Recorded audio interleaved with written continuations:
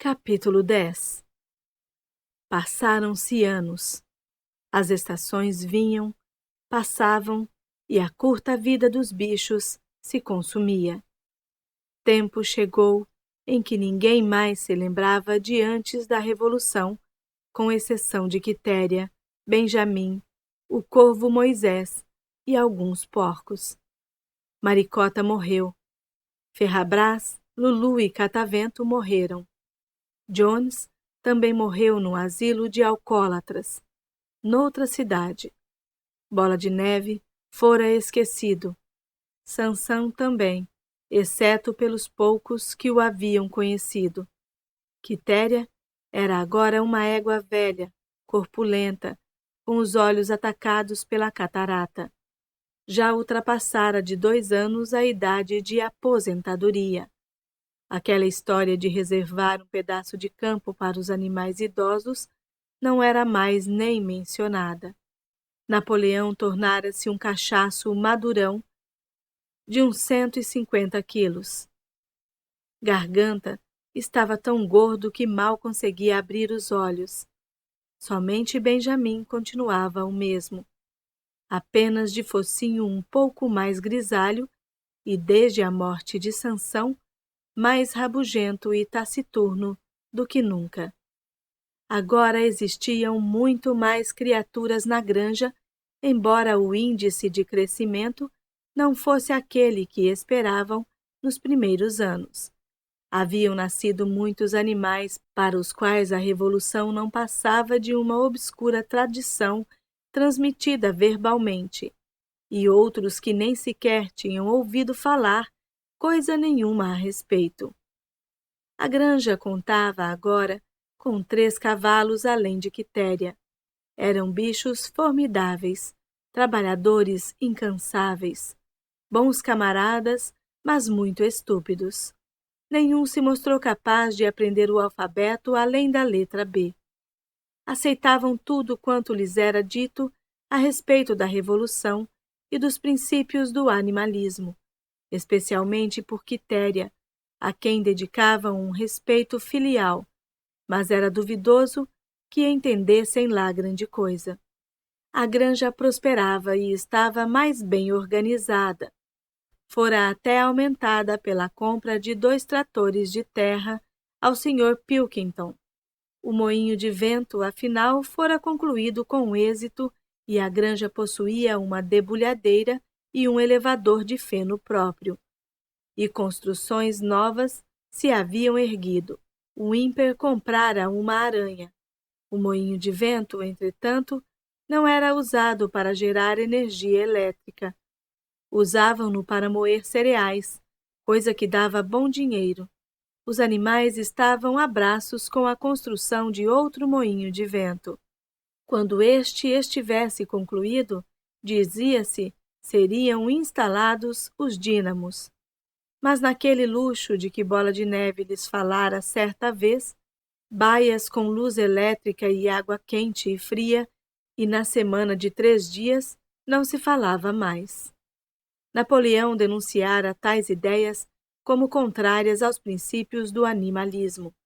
A verdadeira felicidade, dizia ele, estava em trabalhar bastante e viver frugalmente. De certa maneira, parecia como se a granja se houvesse tornado rica sem que nenhum animal tivesse enriquecido. Exceto, é claro, os porcos e os cachorros. Talvez isso acontecesse por haver tantos porcos e tantos cachorros. Não que esses animais não trabalhassem à sua moda. Garganta nunca se cansava de explicar que havia um trabalho insano na ação de supervisionar e organizar a granja. Grande parte desse trabalho era de natureza tal que estava além da ignorância dos bichos. Tentando explicar, Garganta dizia-lhes que os porcos despendiam diariamente enormes esforços com coisas misteriosas chamadas arquivos, relatórios, minutas e memorandos. Eram grandes folhas de papel que precisavam ser miudamente cobertas com escritas e logo depois queimadas no forno. Era tudo da mais alta importância para o bem-estar da granja, dizia Garganta. A verdade é que nem os porcos nem os cachorros produziam um só grama de alimento com seu trabalho, e havia um bocado deles com o apetite sempre em forma. Quanto aos outros, sua vida, ao que sabiam, continuava a mesma. Geralmente andavam com fome, dormiam em camas de palha, bebiam água no açude e trabalhavam no campo. No inverno, sofriam com o frio. No verão, com as moscas. De vez em quando, os mais idosos rebuscavam a apagada memória e tentavam determinar se nos primeiros dias da Revolução, logo após a expulsão de Jones, as coisas haviam sido melhores ou piores do que agora. Não conseguiam lembrar-se. Nada havia com que estabelecer comparação. Não tinham em que basear-se, exceto as estatísticas de Garganta, que invariavelmente provavam estar tudo cada vez melhor. Os bichos consideravam o problema insolúvel. De qualquer maneira, dispunham de muito pouco tempo para essas especulações. Apenas o velho Benjamin afirmava lembrar-se de cada detalhe de sua longa vida e saber que as coisas nunca haviam estado e nunca haveriam de ficar nem muito melhor, nem muito pior, sendo a fome, o cansaço e a decepção, assim dizia, a lei imutável da vida. Mesmo assim, os bichos nunca perdiam a esperança. Mais ainda, jamais lhes faltava nem por instantes o sentimento de honra pelo privilégio de serem membros da Granja dos Bichos, que continuava a ser a única em todo o condado, em toda a Inglaterra, de propriedade dos animais e por eles administrada. Nenhum deles, nem mesmo os mais moços, nem mesmo os chegados de outras granjas situadas algumas a 10 ou 20 quilômetros de distância, jamais deixaram de maravilhar-se com isto. E quando ouviam o tiro da espingarda e viam a bandeira flutuando no topo do mastro, seu coração se inchava de orgulho e a conversa passava a girar em torno dos históricos dias de antanho, da expulsão de Jones, da inscrição dos 7 mandamentos, das grandes batalhas em que os invasores humanos haviam sido derrotados. Nenhum dos antigos sonhos fora abandonado. A República dos Bichos, que o velho major havia previsto, quando os verdes campos da Inglaterra não mais seriam pisados pelos pés humanos, era coisa em que ainda acreditavam. O dia havia de chegar. Podia ser mais cedo ou mais tarde, talvez não acontecesse durante a vida de qualquer dos animais de então, mas havia de chegar. Até a melodia de bichos da Inglaterra talvez fosse cantarolada secretamente aqui e ali. De qualquer maneira, a verdade é que cada bicho da granja a conhecia, embora nenhum tivesse coragem de cantá-la em voz alta.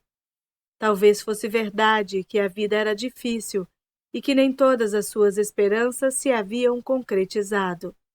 Mas tinham a consciência de não serem iguais aos outros animais. Se tinham fome, não era por alimentarem alguns tirânicos seres humanos.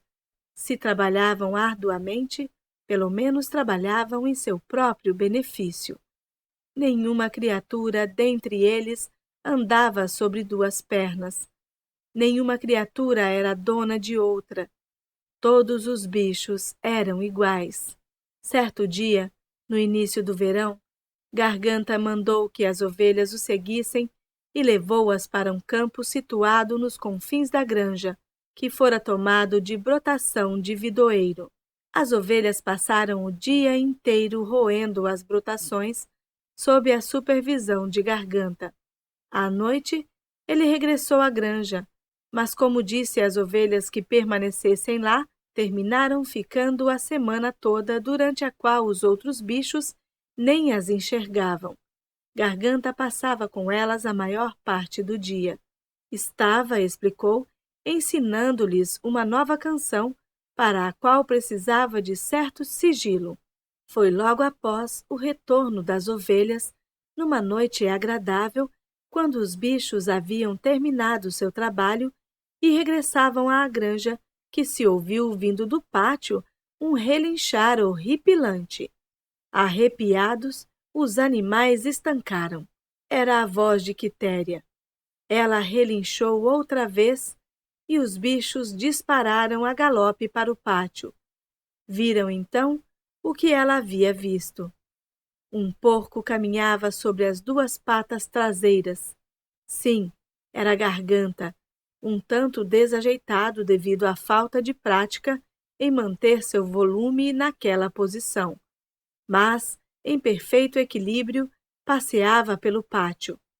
Momentos depois, saiu pela porta da casa uma comprida coluna de porcos, todos caminhando sobre as patas de trás, uns melhor que os outros, um ou dois até meio desequilibrados e dando a impressão de que apreciariam o apoio de uma bengala, mas todos fizeram a volta ao pátio bastante bem. Finalmente houve um alarido dos cachorros. Ouviu-se o cocoricó esganiçado do garnizé e emergiu Napoleão.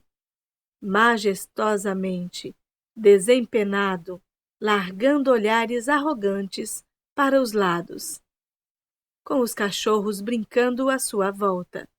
Trazia nas mãos um chicote. Houve um silêncio mortal.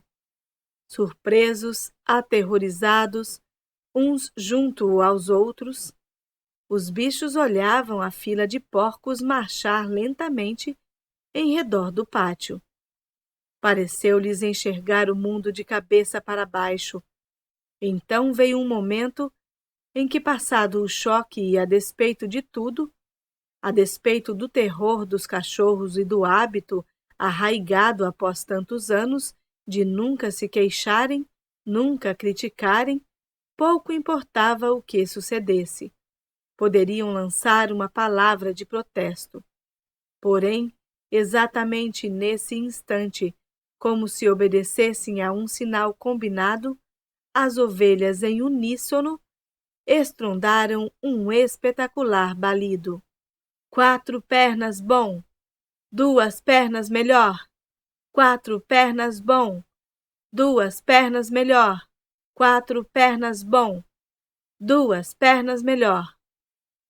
Baliram durante 5 minutos sem cessar, e quando se calaram, fora-se a oportunidade da palavra de protesto, pois os porcos já haviam voltado para dentro da casa. Benjamim sentiu um focinho esfregar-lhe o ombro. Era Quitéria. Seus olhos pareciam mais encobertos que nunca. Sem dizer palavra, ela o puxou delicadamente pela crina, levando-o até o fundo do grande celeiro, onde estavam escritos os 7 mandamentos. Durante 1 ou 2 minutos, ficaram olhando a parede alcatroada com o grande letreiro branco. Minha vista está falhando, disse ela finalmente. Mesmo quando eu era moça, não conseguia ler o que estava escrito aí, mas parece-me agora que a parede está meio diferente. Os 7 mandamentos são os mesmos de sempre, Benjamim? Pela primeira vez, Benjamim consentiu em quebrar sua norma e leu para ela o que estava escrito na parede. Nada havia agora, senão um único mandamento, dizendo: todos os animais são iguais, mas alguns animais são mais iguais do que os outros. Depois disso, não foi de estranhar que no dia seguinte, os porcos que supervisionaram o trabalho da granja andassem com chicotes nas patas. Nem estranharam ao saber que os porcos haviam comprado um aparelho de rádio, que estavam tratando da instalação de um telefone e da assinatura de jornais e revistas. Não estranharam quando Napoleão foi visto passear nos jardins da casa com um cachimbo na mão, nem quando os porcos se assenhorearam das roupas do Sr. Jones e passaram a usá-las, sendo que Napoleão apresentou-se vestindo um casaco negro, calças de caçador e perneiras de couro, enquanto sua porca favorita surgia com o vestido de seda que a Sra. Jones usava aos domingos. Uma semana mais tarde, após o meio-dia, apareceram numerosas charretes subindo rumo à granja. Uma representação de granjeiros vizinhos fora convidada a realizar uma visita de inspeção. Toda a granja lhes foi mostrada, e eles expressaram admiração por tudo quanto viram, especialmente pelo moinho de vento. Os bichos estavam limpando a lavoura de nabos. Trabalhavam diligentemente, mal levantando o olhar do chão e sem saber a quem temer mais, se os porcos ou se os visitantes humanos. Naquela noite, altas risadas e cantorias chegaram da casa. Lá pelas tantas, ante o som das vozes misturadas, os bichos encheram-se de curiosidade. Que estaria acontecendo lá dentro, agora que pela primeira vez encontravam-se em terrenos de igualdade os animais e os seres humanos? Pensando todos a mesma coisa, dirigiram-se furtivamente para os jardins da casa. No portão titubearam um tanto temerosos, mas Quitéria deu o exemplo e entrou. Andaram pé ante pé até a casa, e os mais altos espiaram pela janela da sala de estar. Lá dentro, em volta de uma mesa grande, estavam sentados meia dúzia de granjeiros e meia dúzia de porcos, dentre os mais eminentes. Napoleão, no lugar de honra, à cabeceira. Os porcos pareciam perfeitamente à vontade em suas cadeiras. O grupo estivera jogando cartas, mas havia interrompido o jogo por instantes, evidentemente para os brindes. Um grande jarro circulava e os copos se enchiam de cerveja. Ninguém notou as caras admiradas dos bichos que espiavam pela janela. O Sr. Pilkington, de Foxwood, levantara-se com o copo na mão. Disse que ia convidar os presentes para um brinde, mas antes desejava dizer algumas palavras que julgava de seu dever pronunciar. Era motivo de grande satisfação para ele e tinha certeza de que falava por todos os demais. Sentir que o longo período de desconfianças e desentendimentos chegara ao fim. Tempo houvera, não que ele ou qualquer dos presentes tivesse pensado dessa maneira, mas tempo houvera em que os respeitáveis proprietários da Granja dos Bichos haviam sido olhados, não diria com hostilidade, mas com uma certa apreensão por seus vizinhos humanos. Ocorreram incidentes desagradáveis e ideias errôneas haviam circulado. Parecera a muitos que a existência de uma granja pertencente a animais e por eles administrada era coisa um tanto fora do comum e poderia vir a causar transtornos à vizinhança. Muitos granjeiros supuseram, sem as verificações devidas, que em tal granja prevaleceria um espírito de licenciosidade e indisciplina. Haviam-se preocupado com os efeitos de tudo isso sobre os seus próprios animais e até mesmo sobre seus empregados humanos. Mas todas essas dúvidas estavam agora dissipadas.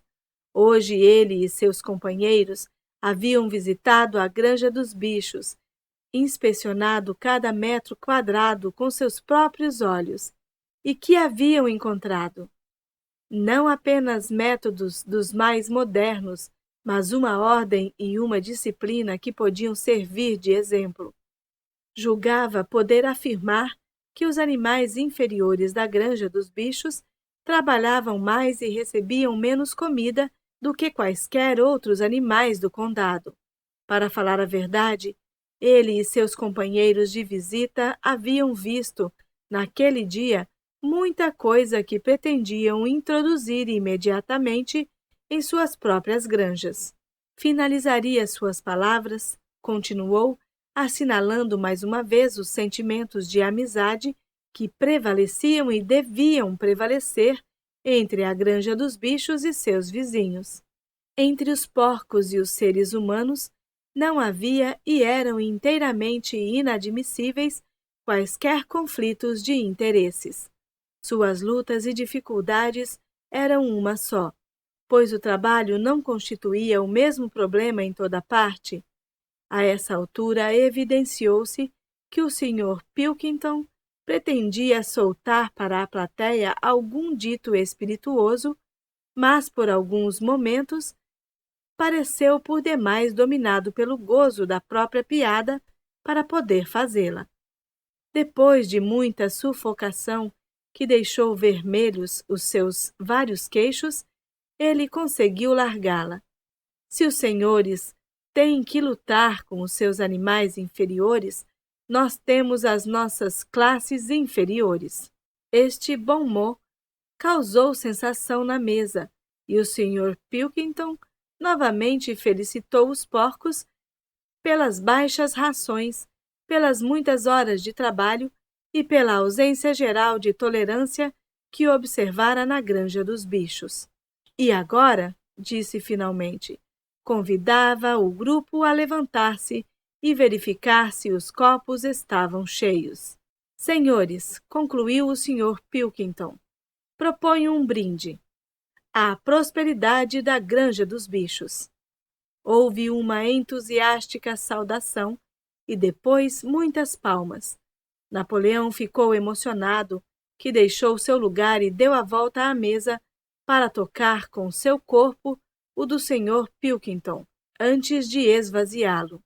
Quando as felicitações acabaram, Napoleão, que permanecera de pé, disse que iria também proferir algumas palavras.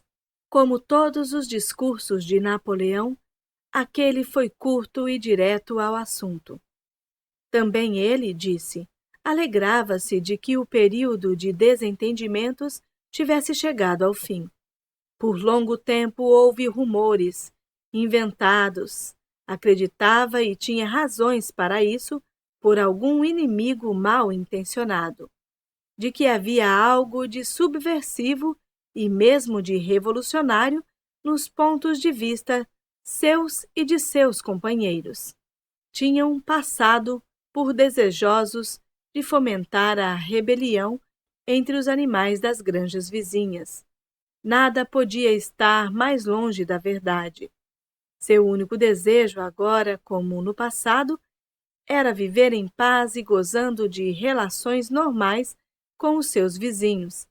Aquela granja que ele tinha a honra de governar, acrescentou, era um empreendimento cooperativo.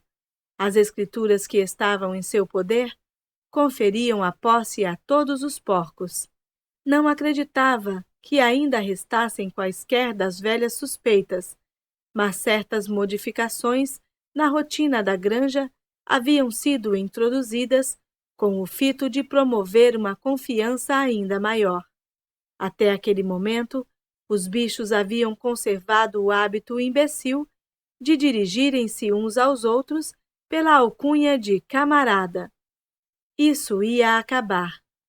Existia também o costume insólito, cuja origem era desconhecida, de marchar aos domingos, desfilando frente a uma caveira de porco pregada num poste. Isto também ia acabar, e a caveira já fora enterrada. Os visitantes, com certeza, teriam observado também a bandeira verde que tremulava no poste. Nesse caso, teriam notado que as antigas figuras do chifre e da ferradura em branco haviam sido suprimidas. Daí por diante, seria uma bandeira puramente verde. Tinha apenas um reparo, disse, a fazer ao excelente discurso, bem próprio de um bom vizinho, do Sr. Pilkington. O Sr. Pilkington referia-se o tempo todo à granja dos bichos. Naturalmente, ele não podia saber mesmo porque Napoleão o estava proclamando naquele instante pela primeira vez, que a denominação Granja dos Bichos fora abolida. A partir daquele momento, sua granja voltaria a ser conhecida como Granja do Solar, que, aliás, parecia-lhe era seu nome correto e original. Senhores, concluiu Napoleão, levantarei o mesmo brinde, mas sob forma diferente. Encham até a borda seus copos. Senhores, este é meu brinde. À prosperidade da Granja do Solar. Houve as mesmas calorosas felicitações de antes, e os copos foram esvaziados. Mas aos olhos dos bichos, que lá de fora espiavam, pareceu que algo estranho estava acontecendo. Que diabo teria alterado a cara dos porcos? Os olhos embaçados de Quitéria iam de uma cara para a outra. Alguns tinham 5 queixos, outras 4, outras 3. Mas alguma coisa parecia misturá-las e modificá-las.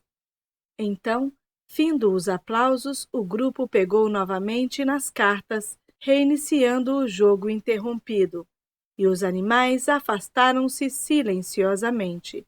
Não haviam, porém, chegado sequer a 20 metros, quando se detiveram ante o vozerio alto que vinha lá de dentro. Voltaram correndo e tornaram a espiar pela janela. Realmente era uma discussão violenta. Gritos, socos na mesa, olhares suspeitos, furiosas negativas. A origem do caso, ao que parecia, fora o fato de Napoleão e o Sr. Pilkington haverem ao mesmo tempo jogado um ás de espadas. 12 vozes gritavam cheias de ódio, e eram todas iguais. Não havia dúvida agora quanto ao que sucedera à fisionomia dos porcos. As criaturas de fora olhavam de um porco para um homem, de um homem para um porco, e de um porco para um homem outra vez. Mas já se tornara impossível distinguir quem era homem, quem era porco.